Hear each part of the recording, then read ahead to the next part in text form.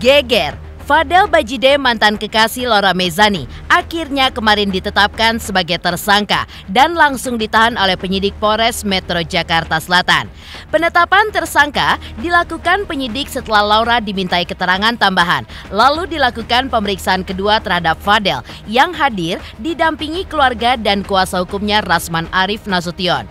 Dalam keterangannya, Rasman menduga bahwa Fadel menjadi tersangka pasca Laura memberikan keterangan yang berbeda dari sebelumnya terkait apa yang sebenarnya terjadi. Lantas benarkah apa yang diduga Nikita Mirzani selama ini pun bahwa Laura pernah hamil dan menggugurkan kandungan memang terjadi? Lantas bukti apa saja yang membuat Fadel akhirnya dijerat dengan Undang-Undang Perlindungan Anak dengan tuduhan melakukan persetubuhan anak di bawah umur? Seperti apa tangis haru Nikita Mirzani yang berhasil menyeret Fadel ke tahanan dan berhasil memeluk putrinya kembali dalam rengkuhannya? Seperti apa pula saran Farah Tabas dan Firdaus Oyuwobo terhadap Fadel terkait status barunya? Pemirsa, bersama Intens Investigasi, kami hadirkan kabar terkini, terpercaya, dan teraktual. Tetapi sebelumnya, jangan lupa untuk like, subscribe, dan juga share channel YouTube ini.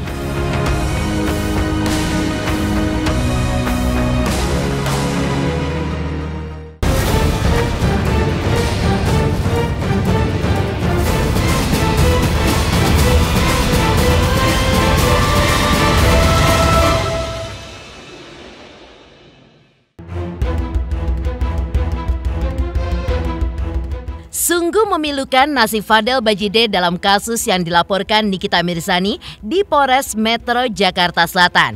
Pasalnya, Kamis 13 Februari kemarin, usai Laura Mezani menjalani pemeriksaan tambahan, lalu dilanjutkan dengan keterangan dari Fadel sebagai saksi terlapor hingga dilakukan gelar perkara. Fadel pun ditetapkan sebagai tersangka dan langsung ditahan. Hal itu pun diungkapkan tadi malam oleh pihak Kasih Humas Polres Metro Jakarta Selatan, Kompol Nurma Dewi kepada awak media. Menurut Nurma, penetapan tersangka pun dilakukan berdasarkan beberapa alat bukti. Selain keterangan saksi, juga ada keterangan berdasarkan hasil visum.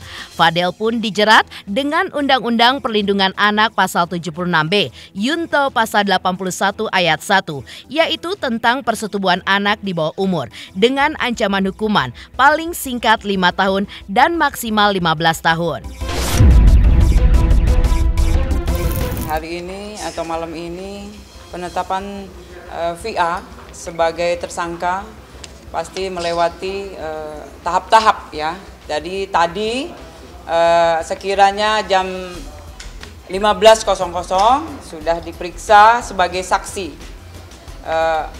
Kemarin sudah dipanggil bersurat atau sah kepada saudara VA untuk hadir ke Polres Metro Jakarta Selatan, kemudian PA sudah diperiksa sebagai saksi dengan 53 pertanyaan lebih kurang, ya, dengan lebih kurang juga 4 dan sampai 5 jam waktunya.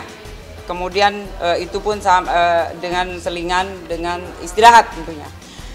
Lanjut penetapan saksi ke tersangka ya pada malam hari ini tadi setelah gelar perkara sekira jam 19.30. Kemudian disaksikan oleh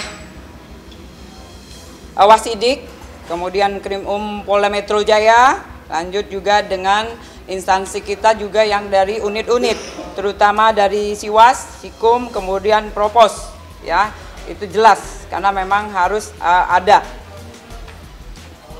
Kemudian kenapa dari VA sudah ditetapkan menjadi tersangka? Karena memang kita mempunyai alat bukti ya dari keterangan saksi, lanjut dari keterangan ahli tentunya yaitu visum.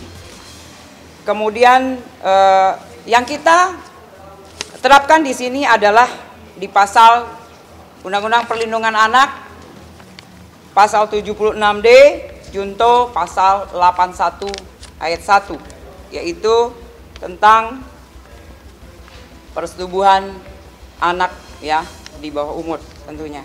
Itu kira-kira rekan-rekan dengan ancaman paling singkat 5 tahun dan paling lama 15 tahun. Ya, untuk sementara ini kita masih di penyidik, ya, penyidik masih mencari lagi keterangan-keterangan tentunya dari VIA. Ya, dari kemarin juga kita minta pemeriksaan tambahan. Ya, setelah itu baru kita memeriksa VIA. Di lain sisi, kuasa hukum Fadel Rasman Arif Nasution juga membenarkan bahwa kliennya Fadel Bajideh sudah ditetapkan sebagai tersangka oleh penyidik Polres Metro Jakarta Selatan dan sudah dilakukan penahanan. Penahanan tersebut dilakukan oleh penyidik sesuai ketentuan undang-undang. Salah satunya agar tersangka tidak menghilangkan barang bukti ataupun melarikan diri. Menurut Rasman, untuk sementara Fadel pun akan ditahan selama 20 hari ke depan sambil melakukan upaya hukum lainnya. Baik, pada malam hari ini saya informasikan bahwa setelah tadi Saudara Fadel Al-Fajar Bajideh diperiksa, lebih kurang 53 pertanyaan, ya, dan tidak banyak sih pertanyaannya. Nah, setelah kita dalami, kita dengarkan, kita lihat perkembangan, kita lihat keterangan dari berbagai pemberi keterangan, diantaranya keterangan Loli, keterangan mungkin dari NN, dari saksi-saksi, dari Fadel. Maka tadi dilakukan gelar perkara, dan gelar perkara itu menetapkan Saudara Fadel Al-Fajar Bajideh sebagai tersangka. Dan oleh karena satu dan lain hal sesuai dengan KUHP diatur bahwa penyidik dapat melakukan penahanan jika satu, si tersangka itu mengulangi perbuatannya, menghilangkan barang bukti, dan atau melarikan diri. Nah, terlepas dari ini kasus anak di bawah umur, maka tadi penyidik memberitahu ke saya bahwa Saudara Fadel dilakukan penahanan untuk 20 hari ke depan. Sebagai kuasa hukum Fadel Bajideh, Rasman pun menegaskan bahwa ia tidak merasa gagal karena selama 7 bulan belakangan ini ia pun sudah melakukan prestasi, di mana Fadel bisa bebas selama proses perkara ini pun berlangsung. Menurutnya, penyebab Fadel resmi menjadi tersangka hingga ditahan karena keterangan Laura yang dianggapnya berubah dari sebelumnya, di mana Laura pun sempat membantah pernah hamil dan melakukan persetubuhan. Namun kemudian berubah lagi dalam keterangan tambahannya kemarin kepada penyidik. Dan keterangan terbaru Laura lah yang dipegang oleh penyidik dan dianggap sebagai sebuah kebenaran. Rasman juga merasa yakin bahwa sebelumnya Laura pun telah mengakui bahwa tidak ada peristiwa persetubuhan, kehamilan hingga aborsi seperti yang dituduhkan kepada Fadel. Abang merasa gagal? Dengarin baik-baik. Saya telah berhasil 7 bulan. Ingat ya, 7 bulan melakukan pembelaan hukum dan dia aman. Tapi satu yang saya beritahu Fadel, kalau keterangan besok berbeda dari Loli, itu akan sangat berbahaya buat kamu. Nah, Loli memberikan keterangan yang berbeda. Terus saya mau buat apa? Bang, kenapa itu Karena bisa, itu Bang? anak di bawah umur, saya tidak tahu. Berarti dia sudah membuka hal yang berbeda. Pertanyaannya, apakah ini dapat kita terima atau tidak seutuhnya? Kenapa dia berubah? Nanti kita lihat di proses persidangan. Oke, satu. Bang, satu. Saya bukan gagal, saya telah berprestasi. Satu-satu. Saya sudah sangat berprestasi membantu dia. Dan saya tetap akan bantu dia. Kami tidak mengundurkan diri. Tadi rapat dengan Rahmat, dengan tim. Kenapa? Karena kita mau tahu kenapa Loli begitu. Oke, Bang, pertanyaan saya, Bang. Tapi supaya kalian ingat ya, dalam semua keterangan terbaru itulah yang dipegang. Maka saya menyatakan pertama, karena kami belum mendengar keterangan ini secara utuh, karena ada informasi yang kelihatannya berubah dari saudara Laura Meizani Mawardi alias Loli dari keterangan-keterangan sebelumnya. Tentu keterangan-keterangan ini akan dikaji dan didalami. Kan, saya ingat ya, kan Fadel selama ini memberi keterangan tidak pernah sesuai yang dituduhkan. Ya. Dan itu juga lah keterangan Loli. Nah, ketika Loli bercerita kepada saya, pun mengatakan tidak ada yang namanya hamil, yang namanya hubungan badan. Nah, mungkin dia memberi keterangan di sana, mungkin ya, berbeda sehingga penyidik melihat bahwa ini adalah fakta. Nah, memang pertanyaan dari awal sudah saya lihat tadi memang mengkerucut kepada hal-hal yang menurut saya sangat sensitif. Maka saya tadi sebelum saya beritahu dia tersangka dan dia ditahan, saya tanya di depan keluarganya. Saya bilang, kamu bicara yang jujur, ada tidak? Dia jawab tidak. Lah, kalau memang tidak, ya sudah. Kalau Loli mengatakan misalnya ada, ya kita uji di sana. Kan itu saja pembuktian. Bang, apa yang Rasman mengaku kondisi Fadel Bajideh pasca ditetapkan sebagai tersangka dan ditahan tampak tenang. Namun, masih ada peluang baginya untuk melakukan berbagai upaya hukum terhadap kliennya. Di antaranya dengan melayangkan pra-peradilan. Akan tetapi, ia pun harus menunggu keputusan keluarga.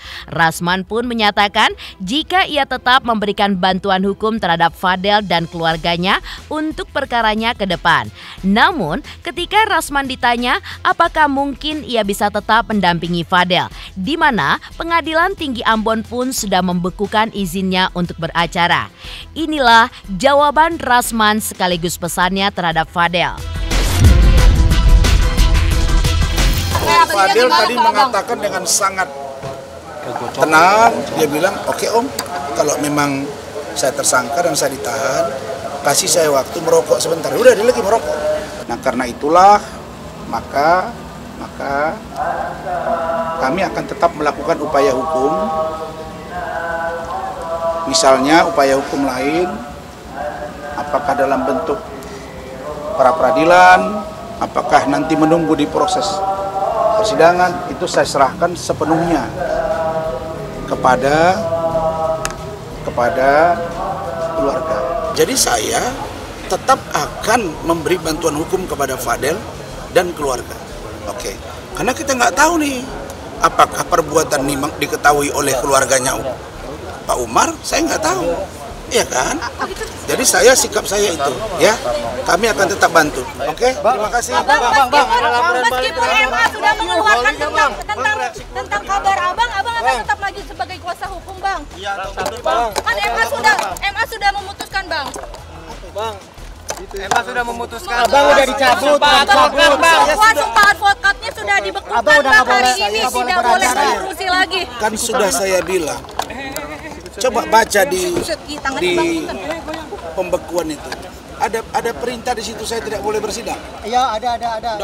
Nah, yang baru yang di Mahkamah Agung, Bang. Yang di Mahkamah Agung. Dia hanya sifatnya pemberitahuan kepada pengadilan negeri dan pengadilan tinggi. Itu doang. Nah, dan itu biarkan tim saya yang bekerja. Dan saya punya organisasi advokat. Biar organisasi advokat yang berwenang menjawab itu. Mengejutkan, Fadel Bajideh resmi ditetapkan sebagai tersangka dan ditahan di Polres Metro Jakarta Selatan selama 20 hari ke depan. Lantas seperti apa tangis haru Nikita Mirzani ketika menanggapi status tersangkanya Fadel Bajideh?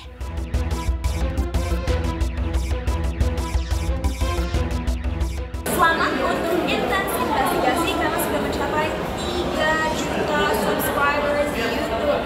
Sukses selalu dan all the best.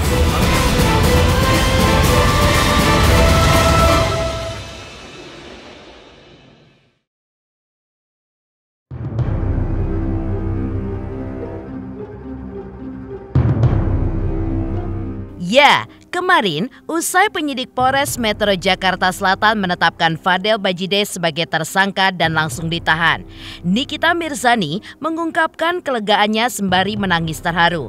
Ia pun mengucapkan terima kasih kepada semua pihak yang selama ini telah membantunya dalam menangani kasus Laura putrinya. Apa yang kini menjerat Fadel, menurut Nikita adalah bentuk sebuah pembuktian bahwa tuduhannya selama ini pun benar adanya. Pas banget ya ini malam nisfu Sya'ban. Mungkin banyak juga orang yang berdoa di malam hari ini. Salah satunya mungkin doa gue yang dikabulin Tuhan. Terima kasih buat Polres Jakarta Selatan. Terima kasih buat bukan PPA. Terima kasih untuk para penyidik, Bapak Kasat yang sudah 7 bulan menangani kasus ini, akhirnya selesai malam hari ini. Terima kasih juga untuk Bude dan Pade yang sudah membuat anak saya Laura bisa kembali lagi sama saya, bisa memberikan keterangan yang sejujur-jujurnya. Terima kasih Nuh Pami yang udah Niki anggap gue sebagai saya angkat Niki. Saya yatim piatu, saya udah gak punya siapa-siapa. Jadi Bang Mami, Bude, Pade adalah orang-orang yang selalu saya repotkan belakangan ini. Terima kasih juga buat Dr. Oki, Bang Il, Zack, yang setiap hari selalu saya ganggu. 7 bulan bukan waktu yang sebentar. Saya sudah pernah bilang, apa yang saya bicarakan selalu fakta, tapi memang selalu tertunda oleh waktu. Hari ini bisa kalian saksikan sendiri perjuangan saya untuk membela anak saya Laura. Walaupun saya dicaci, saya dimaki karena gak becus mengurus anak. Ya hari ini sudah dibuktikan bahwa apa yang saya bilang itu semua benar. Sambil menangis, Nikita Mirzani pun juga mengungkapkan perasaan leganya karena kini Laura putrinya pun sudah kembali ke dalam pelukannya. Ia pun berterima kasih kepada putrinya karena sudah mau jujur terkait apa yang sebenarnya terjadi. Meski awalnya Nikita pun mengaku sempat merasa kecewa. Nikita pun juga berharap kepada putrinya agar pelajaran penting yang telah dialami oleh Laura kemarin tidak diulang kembali di kemudian hari. Selain itu, ia pun juga berharap kepada semua pihak yang selama ini memposting soal putrinya agar segera dihapus karena kini Laura pun sudah punya kehidupan yang baru. Saya cuma berharap setelah ini saya minta sekali sama orang-orang yang pernah memposting anak saya Laura, tolong dihapus karena Laura sudah punya kehidupan yang baru sekarang, biar dia menjalani kehidupan yang barunya selayaknya anak-anak yang lain. Terima kasih juga untuk Laura karena sudah mau jujur saya. Awalnya saya kecewa, tapi ini sudah terjadi. Yang penting anak saya sudah balik ke tangan saya lagi. Mungkin dengan pelajaran yang seperti ini Laura juga tidak akan mengulanginya lagi. Tangis haru Nikita Mirzani sebagai rasa syukurnya usai Fadel Bajide ditetapkan sebagai tersangka dan langsung ditahan polisi. Lantas seperti apa tanggapan Farhat Abbas dan Firdaus Oyuwobo atas ditahannya Fadel Bajide selaku klien Rasman Arif Nasution? Selamat untuk intens investigasi. 3 juta subscriber, luar biasa sekali 3 juta. Ya pokoknya semakin sukses lah dan bisa menghadirkan sesuatu yang memang baik untuk diperlihatkan.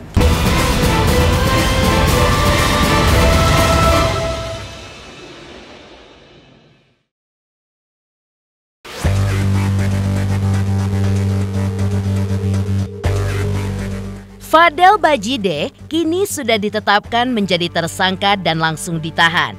Dan di saat bersamaan, sang pengacara yaitu Rasman Arif Nasution juga baru dibekukan berita acara sumpahnya oleh Pengadilan Tinggi Ambon. Hal ini pun mendapat tanggapan menohok dari Farhad Abbas. Farhad pun menyarankan kepada Fadel agar ia segera mengganti pengacara untuk membelanya di hadapan hukum. Farhad pun khawatir Fadel dan Rasman akan sama-sama masuk penjara. Selain itu, Farhad pun juga menyampaikan turut berduka atas dibekukannya izin praktek Rasman sebagai pengacara yang dikeluarkan Pengadilan Tinggi Ambon.